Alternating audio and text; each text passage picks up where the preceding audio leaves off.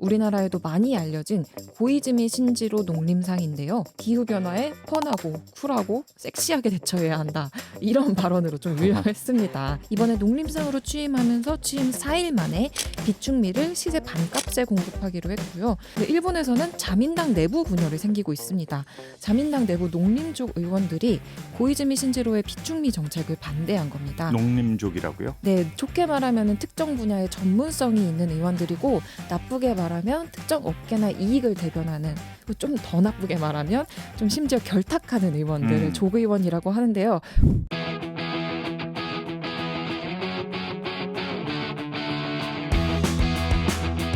기후의 눈으로 경제를 읽다. 안녕하세요. CBS 기후로운 경제생활에 오신 것을 환영합니다.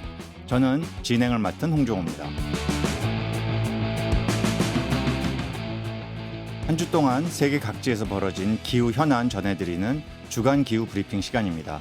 오늘은 저희 기후로운 경제생활 백승민 작가와 함께합니다. 안녕하세요. 네, 안녕하세요. 오늘 어떤 이야기 준비해 주셨습니까? 네, 펀하고 쿨하고 섹시하게 농정개혁, 고이즈미의 승부수. 이게 뭔 소리죠? 이게 일본 얘기랑은 알겠는데요.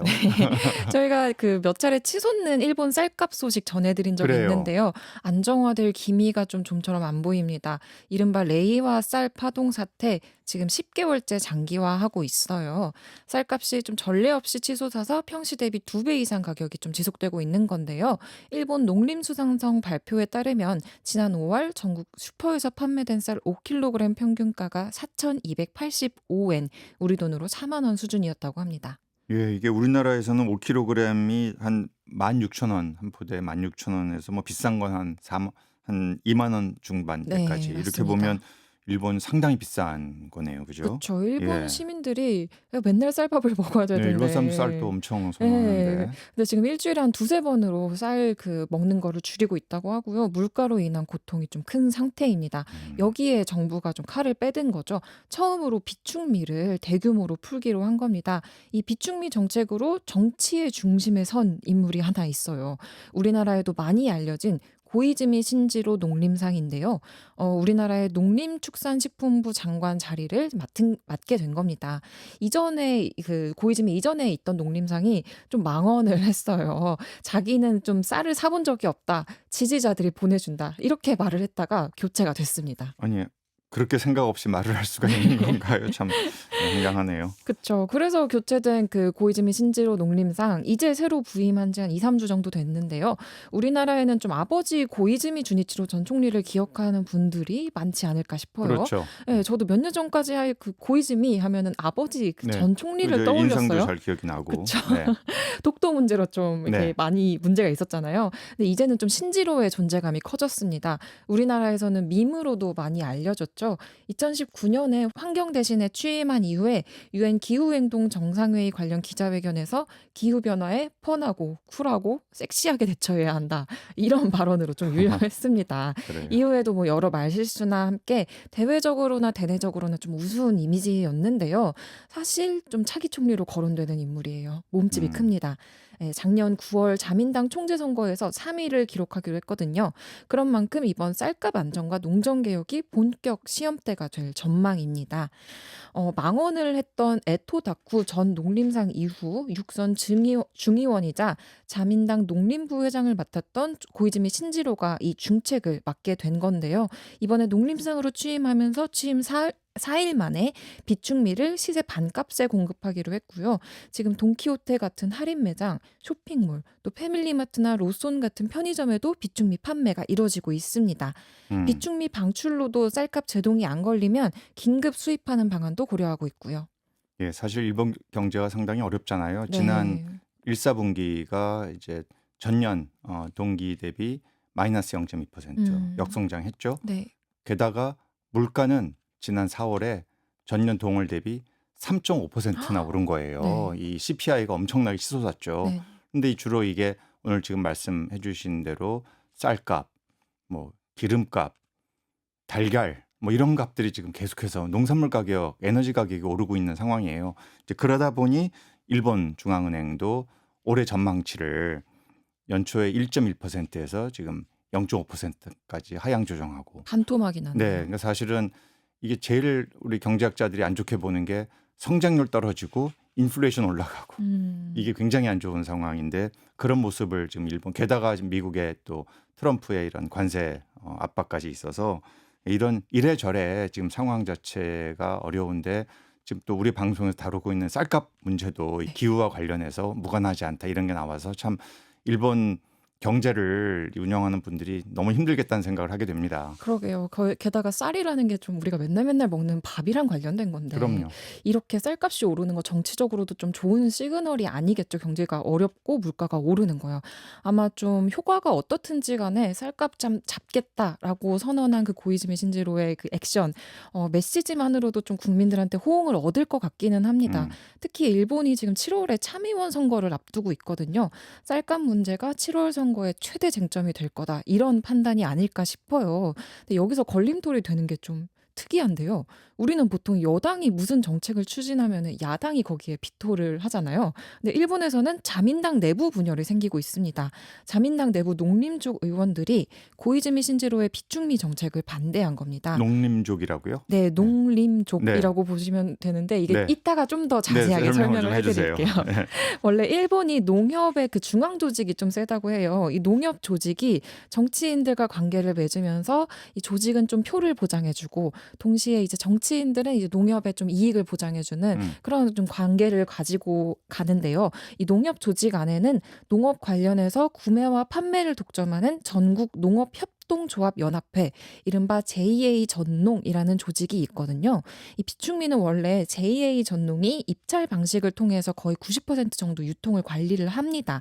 근데 이번에 고이즈미 신지로가 저격한 게 바로 JA 전농이 거의 독점하다시피 했던 그 유통 분야입니다. 비축미를 수의 계약으로 싸게 사가지고 즉시 시장에 공급한 거예요. 그 이전에 아베 정권 때도 2015년에서 2018년까지 거의 농협 개혁을 하면서 농협의 힘을 좀 빼놓은 적이 있어요. 그런데 비축미 유통권을 정부가 하루아침에 또 내부적인 상의를 크게 안 했다고 하더라고요. 그런 거 없이 가져가니까 농협 입장에선 좀 당황스럽겠죠. 그리고 자민당 내에서 농협과 밀착한 좀 농림족 의원들도 여기에 반발하고 있다고 합니다.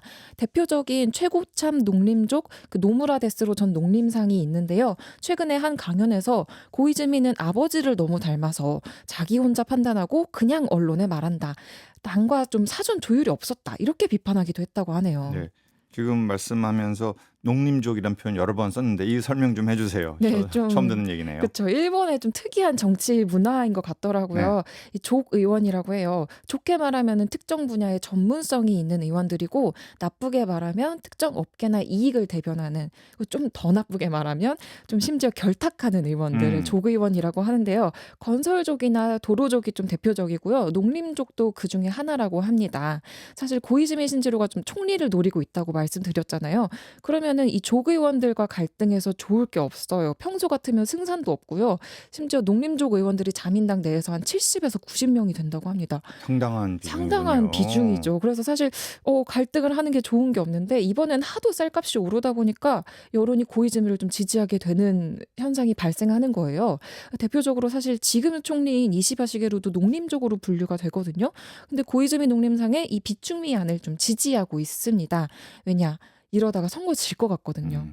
정권 잃고 여당 아니게 되면은 조기원인 게 무슨 소용이냐 이런 뜻이죠. 그래, 이게 쌀값이 워낙에 오르는 거 아니겠어요? 1년 만에 네. 거의 98% 2배가 올랐다는 거니까 지금 어마어마한 거죠. 사실 이제 정치보다 중요한 게 경제라고들 얘기를 하잖아요. 지금 정권 잃게 생겼는데 이 쌀값 때문에 정권이 흔들리게 생겼는데 지금 중요한 거는 쌀값이다 이거죠. 특단의 조치가 필요하다. 네, 이렇게 된 맞습니다. 거네요. 좀 더 좀 의미를 확장해서 말하면요.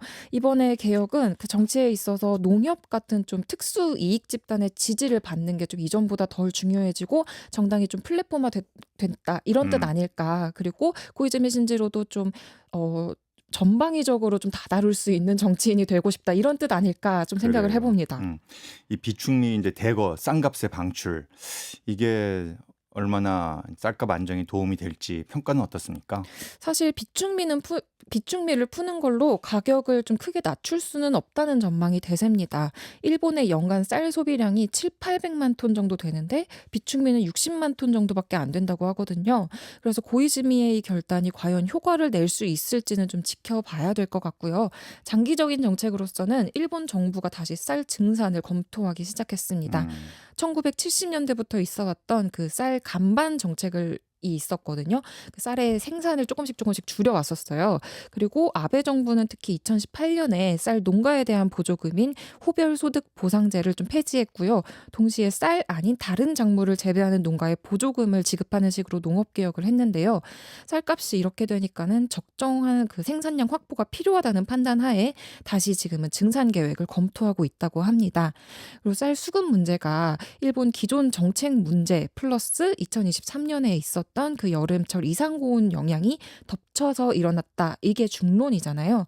그래서 말씀하셨지만 기후가 우리 밥상, 또 음. 경제, 또 정치에까지 영향을 미치는 예를 일본이 잘 보여주고 있지 않나 이런 생각이 들었습니다. 그래요. 오늘 이 얘기 들으면서 역시 먹고 사는 문제가 가장 중요하다. 이런 생각 안 할 수가 없고요. 지금 우리나라 국민들도 새 정부에 바라는 게 첫 번째가 경제 좀 안정되면 좋겠다. 물가 맞습니다. 안정되면 좋겠다. 이거 네. 아니겠습니까? 일본이 지금 이 쌀값 파동으로 이렇게 어려움을 겪고 있는데 우리도 사실은 쌀은 굳이 아니었지만 작년만 해도 온갖 채소값 오르고 과일값 오르고 뭐 대파가 이런 선거 일이 이슈였죠. 이런 일이 있었잖아요. 네. 그래서 정말 이런 기후와 관련된 그래서 앞으로 농업 생산성의 이런 변화, 급등락 이런 문제를 앞으로 정부 차원에서 정말 잘 풀어가야겠다는 생각을 일본 사례를 보면서 다시 한번 하게 됩니다. 자, 첫 번째 이슈 여기까지 듣겠습니다.